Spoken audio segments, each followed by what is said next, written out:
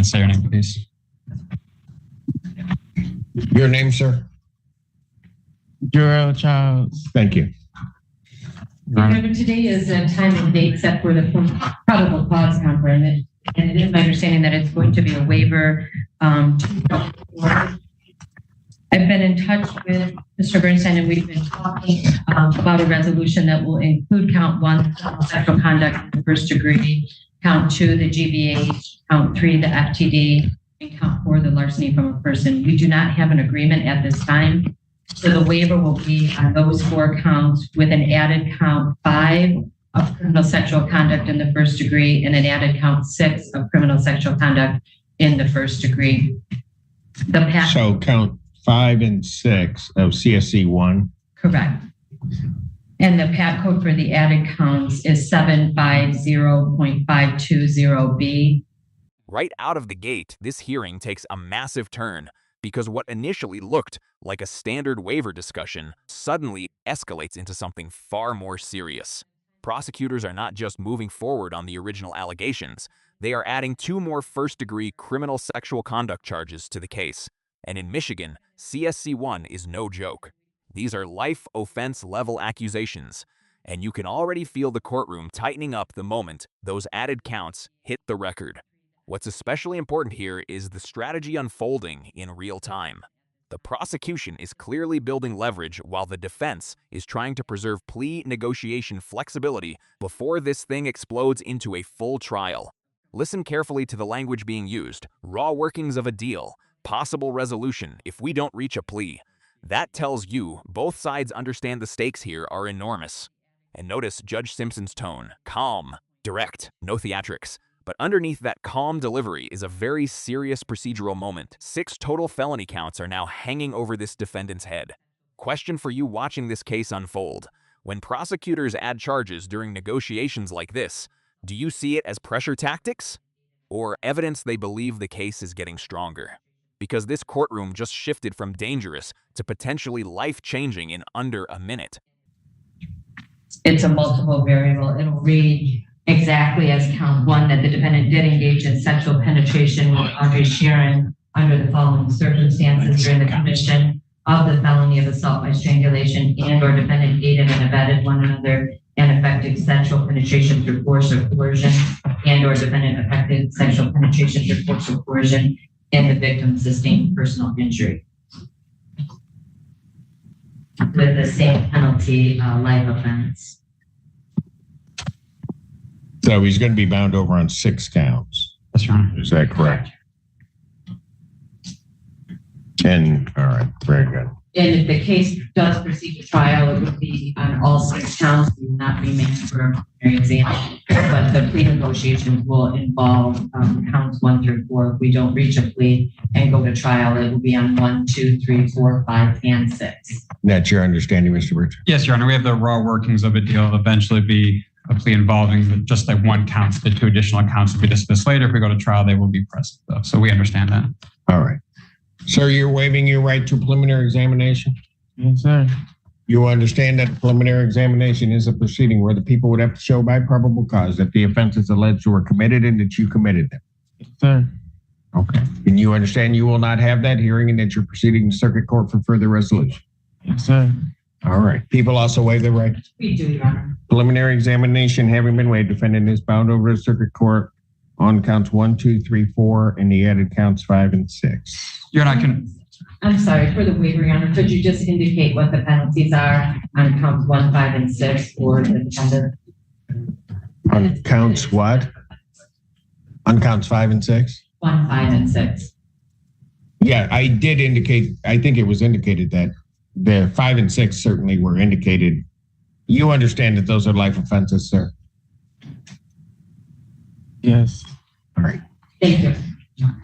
This is one of those moments that courtroom viewers should never underestimate because legally, this short exchange carries enormous weight. Judge Simpson is making absolutely sure the defendant understands the consequences attached to counts 5 and 6 before this case moves forward. And notice how precise the judge becomes here after the attorney interrupts to clarify penalties. That interruption matters. Why? Because if a defendant later claims they didn't fully understand what they were waiving or what penalties existed, hearings like this become critically important. The court is creating a clean record.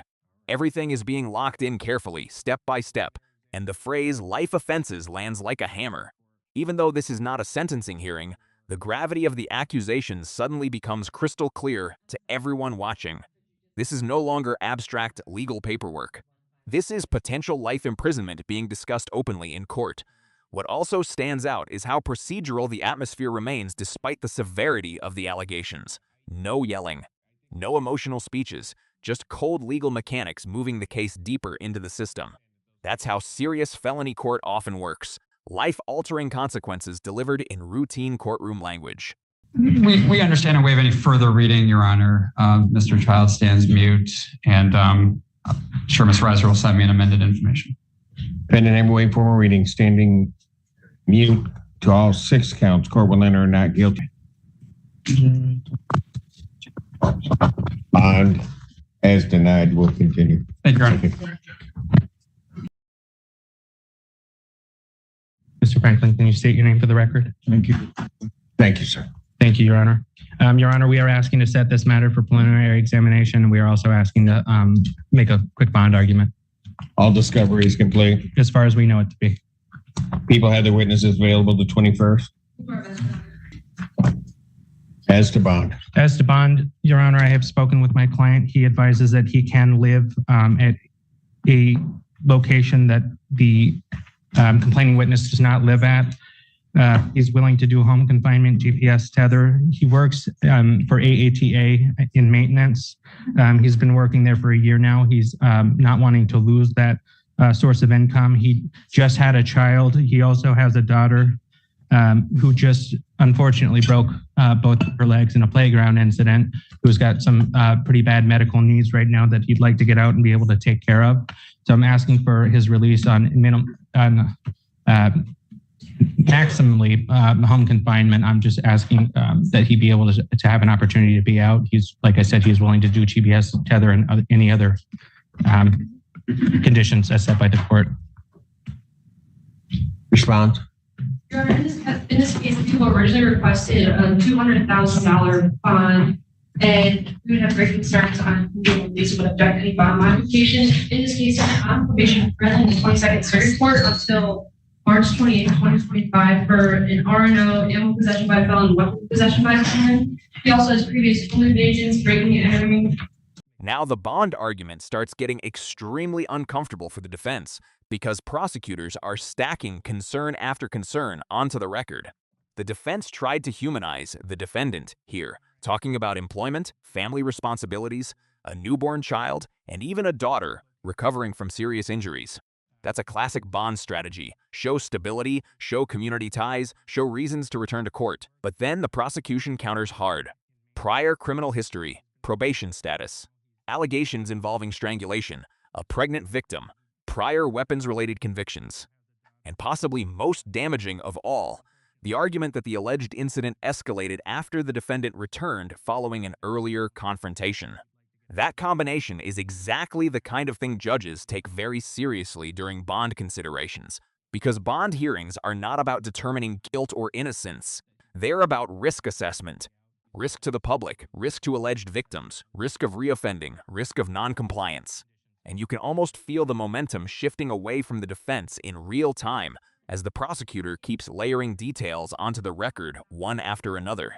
One thing courtroom watchers constantly debate is this: should judges heavily weigh prior criminal history during bond decisions before a case is proven? Or does that unfairly prejudice the accused before trial even begins? This hearing is a perfect example of that tension playing out live. OWI, and in this case specifically, when the victim got into an argument, he got upset. He then strangled him with both hands, tackled her to the ground, and their children were present for the incident. And then after he left from the first incident, he came back, assaulted her behind right out of her hair. At the time of this incident, she was also pregnant. He was upset about the pregnancy, so he would have objections to any modification. And you're indicating he was on bond at the time of this incident? I believe he was on probation. On probation, I'm He sorry. was on probation currently. And was he on at the time that this offense occurred? Yes, Your Honor. All right. Anything else? We would just provide to the court that those are just allegations at this time, Your Honor. Motion for bond reduction is denied. Bond will continue. Thank you. Is that what Johnson was here on? Yes. Is that, you gotta watch, Alan, did you see him sitting over there in the corner? He was hiding. He comes in here and hides. Go ahead. Good morning, man. Please, this Honorable Court, Kareem Johnson, on behalf of Carl Tinsley, who's approaching from custody. They're ringing.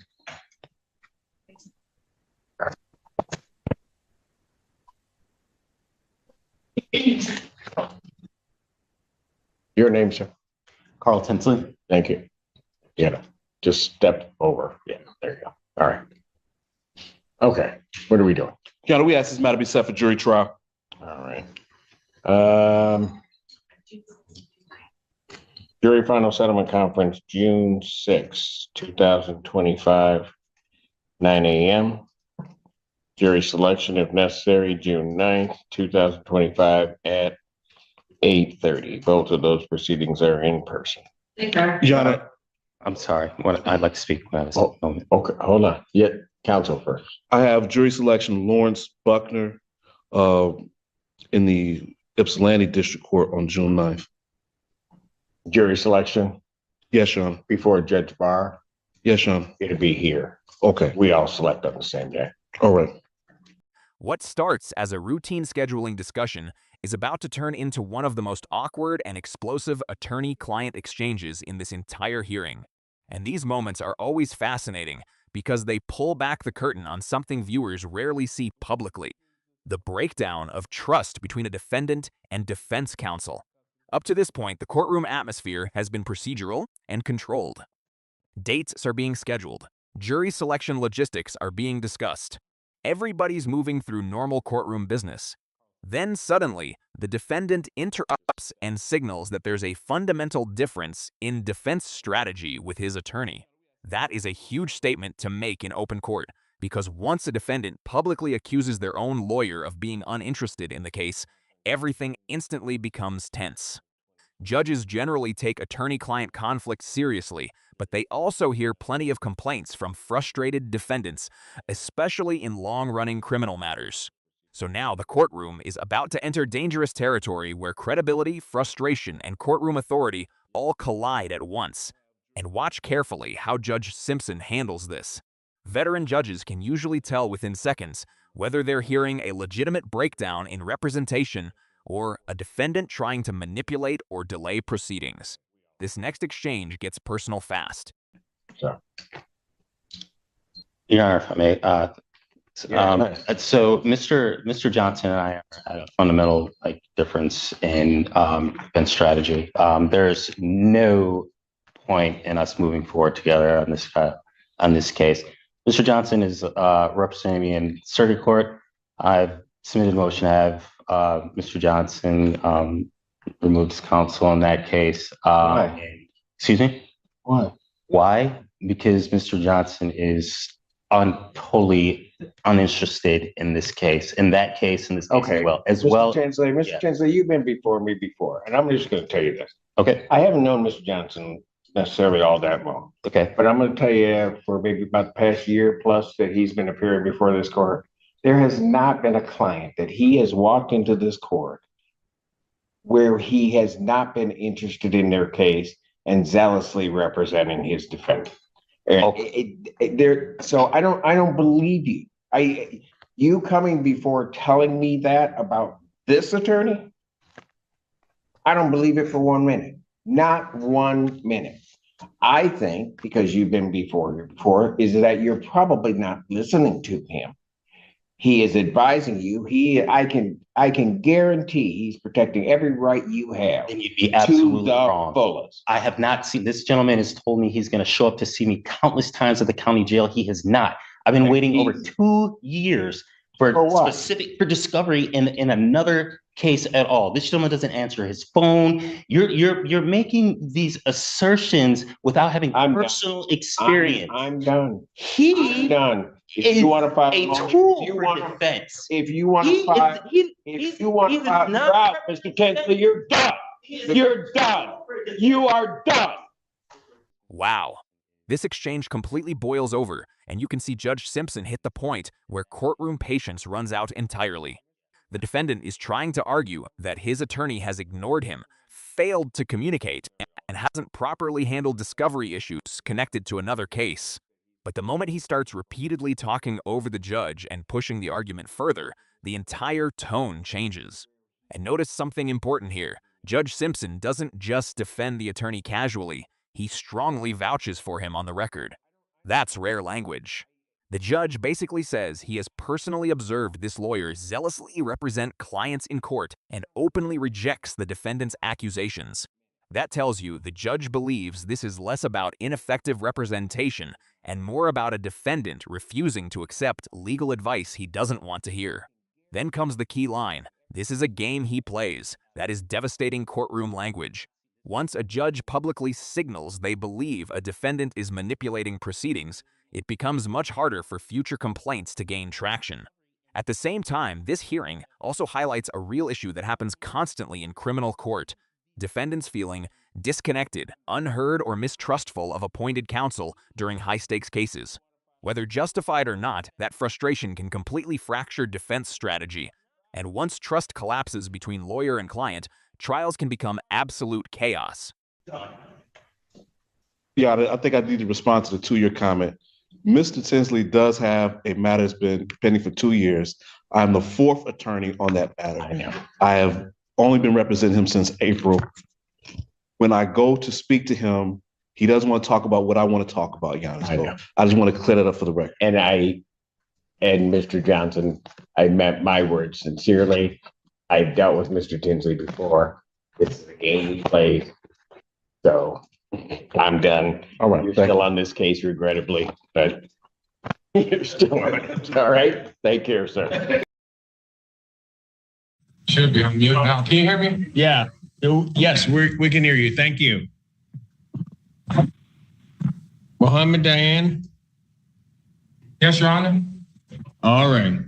So Diane, this is an arraignment. You are before the court on a 2-count complaint that alleges that on or about October 13, 2023, location in Pittsfield Township, Washtenaw County, state of Michigan, that you did commit an assault and battery upon a Michael Sabados, contrary to Michigan statutes. Do you understand what you're charged with?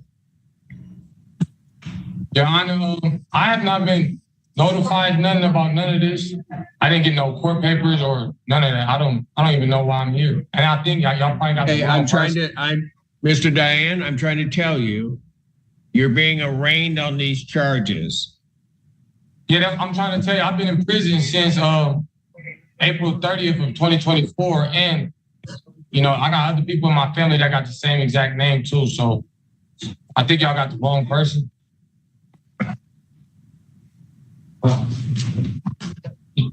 What's your date of birth? 9/21/97. We've got the right person. Oh, okay. Yeah, I've not even been getting no paperwork, talk to no. Okay. This arraignment becomes incredibly chaotic almost immediately because the defendant clearly believes there has been some kind of mistake or misunderstanding about why he's even in court. He's saying he never received paperwork, he's already incarcerated on another matter, and he even raises the possibility that authorities may have confused him with family members who share the same name. Now, from the judge's perspective, arraignments are supposed to accomplish something very simple: formally advise the defendant of the charges and confirm they understand them. But notice how difficult that process becomes when the defendant keeps trying to argue facts instead of answering the narrow legal questions being asked. Judge Simpson repeatedly redirects him back to the same issue. Do you understand the charges? That's it. Not whether he agrees, not whether he committed the acts, just whether he understands what he's accused of. This is actually a really important courtroom distinction that many viewers miss. Early hearings are heavily procedural.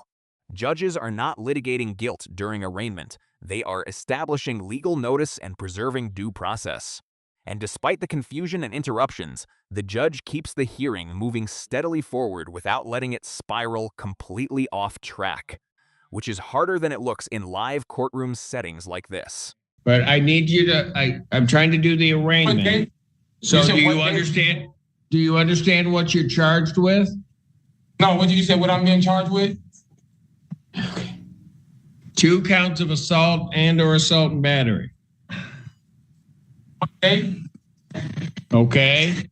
One of those occurred against a Michael Sabados. I'm not asking if you did it or not. I just need to know that you know what you're charged with. You understand that? Yeah, I've heard the charges you read off. I'm saying, but what date was that assault that they're accusing me of doing? October 13th, 2023. Yeah, I don't even know nothing about none of that. But Okay. I'm not asking about that. I'm just asking, do you understand what you're charged with? yeah, I understand the charges, Your Honor.